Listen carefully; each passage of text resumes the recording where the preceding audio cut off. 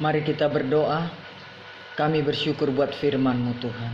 Kami bangga memiliki Allah seperti-Mu. Kami kagum hormat akan Engkau. Saatnya kami buka hati kami untuk firman-Mu. Berkati Roh Kudus hati dan pikiran kami. Jamah kami sehingga kami semakin mengenal Engkau. Berjalan seturut mau-Mu dalam langkah kami. Berkati pemberitaan firman ini. Kami sambut dengan penucapan syukur.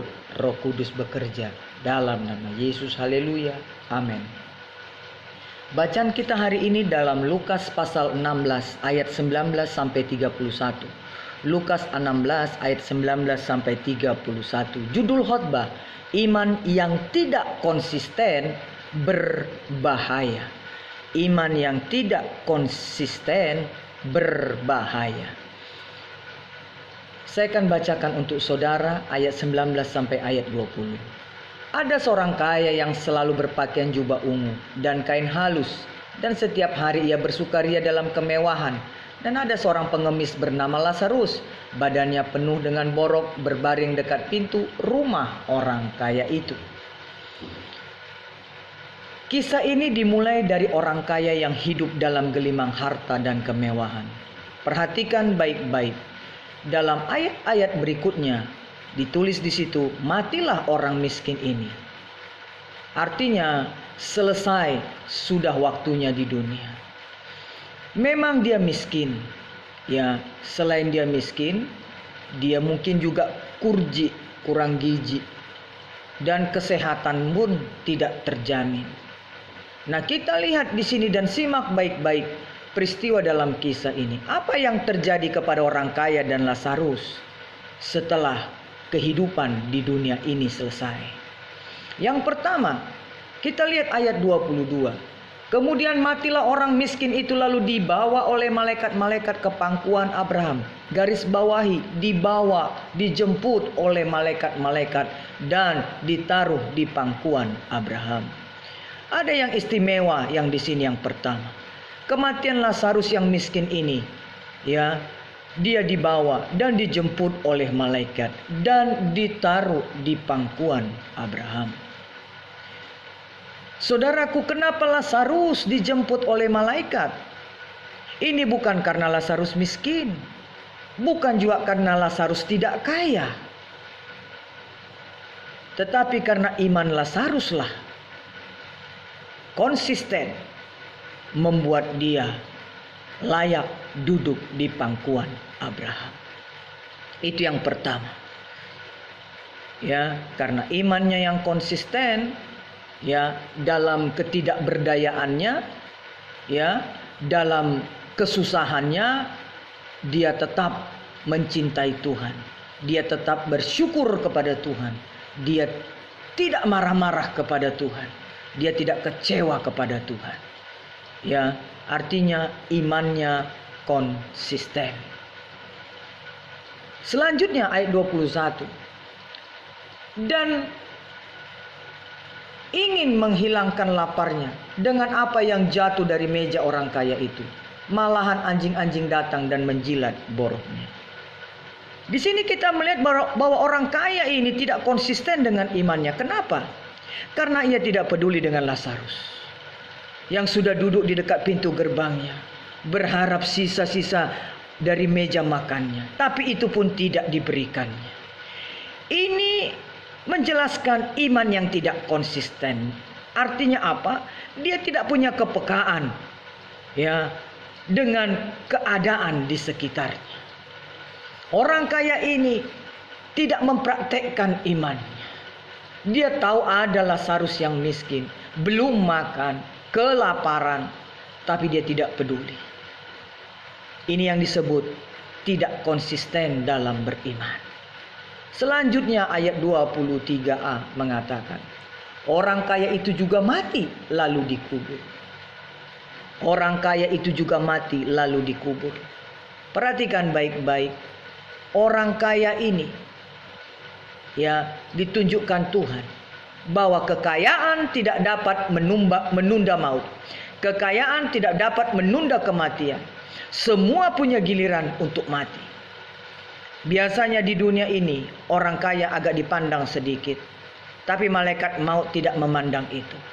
Kitab Lukas ini menjelaskan, ya, orang kaya itu pun dikubur. Dikubur artinya berarti ada upacara, ada prosesi, pesta 40 hari, tidur nggak tidur. Bahkan mungkin kalau kuburan orang kaya ini dibuat menjadi rumah orang miskin, bisa dapat 2 rumah, saudara. Ya.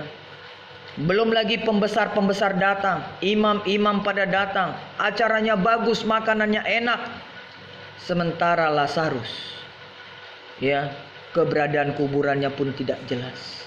Bahkan mungkin nisannya pun tidak jelas. Tetapi ayat 23b mengatakan, dan Lazarus duduk di pangkuannya, di pangkuan Abraham, ya. Dari jauh dilihatnya Abraham dan Lazarus duduk di pangkuannya. Ya. Di sini kita melihat ini kiasan, Bapak Ibu Saudara. Orang Yahudi, ya, menunjukkan suatu kebahagiaan itu adalah dengan mengatakan kehidupan Abraham. Artinya hidup Abraham melambangkan kebahagiaan. Jadi ini kiasan saja. Pada saat itu orang percaya Lazarus yang miskin ini sudah bahagia di pangkuan Abraham. Selanjutnya, ya, dalam ayat 23 ini jelas mengatakan, ya, sementara ia menderita sengsara di alam maut dan ia memandang ke atas. Tragis, Bapak Ibu Saudara. Lazarus sudah bahagia di pangkuan Abraham.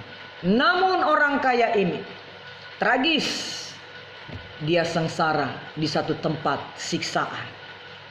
Dia memandang ke atas, melihat Lazarus yang duduk di gerbang dan menatap, Bapak Abraham, tolonglah saya.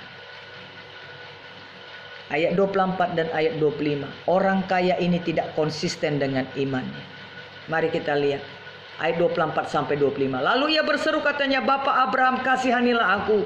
Suruhlah Lazarus supaya ia mencelupkan ujung jarinya ke dalam air dan menyejukkan lidahku, sebab aku sangat kesakitan dalam nyala api ini. Tetapi Abraham berkata, anak, ingatlah bahwa engkau telah menerima segala yang baik sewaktu hidupmu, sedangkan Lazarus segala yang buruk. Sekarang ia mendapat hiburan dan engkau sangat menderita. Berarti orang kaya ini dikasih rezeki, kemewahan, kesuksesan, namun imannya tidak konsisten. Dia tidak peka kesusahan dengan orang lain. Dia tidak peka dengan kemiskinan orang lain, ya, yang ada di sekitarnya. Alkitab mengatakan iman tanpa perbuatan adalah nol. Matius 25 ayat 40 sampai 45. Pada saat ada orang lapar, engkau tidak memberi dia makan. Pada saat ada orang kedinginan, engkau tidak beri dia selimut. Pada saat ada orang yang susah, engkau tidak menghiburnya. Pada saat ada orang di penjara, engkau tidak menjenguknya. Tuhan mau kita memperagakan iman kita dengan peduli kepada orang lain, dengan peduli kepada kesengsaraan orang lain, dengan peduli kepada kesulitan orang lain, dengan peduli kepada kesusahan orang lain. Saudara yang dikasih oleh Tuhan, Bapak Ibu Saudara, ini pelajaran penting bagi kita. Betapa fatalnya kita tidak konsisten dengan iman kita.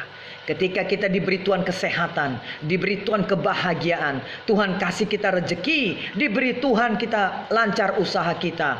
Saudaraku, mari peragakan iman saudara. Peduli dengan sekitar, peduli dengan orang yang susah, peduli dengan orang yang kesulitan. Jangan sampai iman tanpa perbuatan adalah mati. Yakobus 2 ayat 17. Saudaraku, mau berbahagia seperti Lazarus, konsisten dengan iman. Amin. Terima kasih Tuhan. Berkati kami yang mendengarkan firman-Mu. Ajar kami supaya kami konsisten dengan iman kami. Karena kami tahu Tuhan memperagakan iman kami. Peduli, peka dengan keadaan di sekitar kami. Itulah yang Tuhan mau. Sehingga kami percaya lewat kepekaan yang Tuhan berikan bagi kami. Lewat kami peduli dengan orang yang sulit di sekitar kami. Orang yang susah di sekitar kami.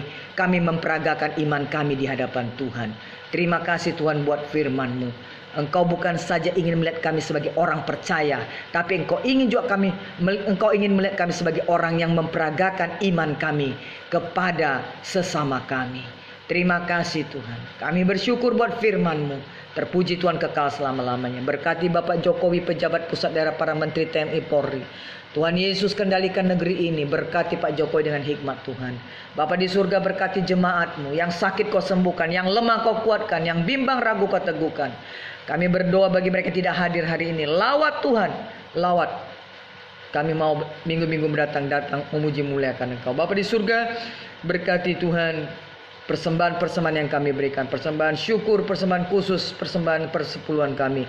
Tuhan kuduskan untuk kemuliaan nama Tuhan. Terima kasih Bapa. Berkati kami hari ini. Dalam aktivitas kami, Tuhan menyertai kami. Terima kasih Bapa di surga. Dalam nama Yesus. Haleluya. Damai sejahtera Allah Bapa, kasih karunia Tuhan Yesus Kristus, pertolongan dari Kudus menyertai kita mulai saat ini sampai Maranatha. Tuhan Yesus yang kedua kali menjemput kita orang percaya dan mengasihinya. Haleluya. Amin. Tuhan Yesus memberkati. Sehat selalu.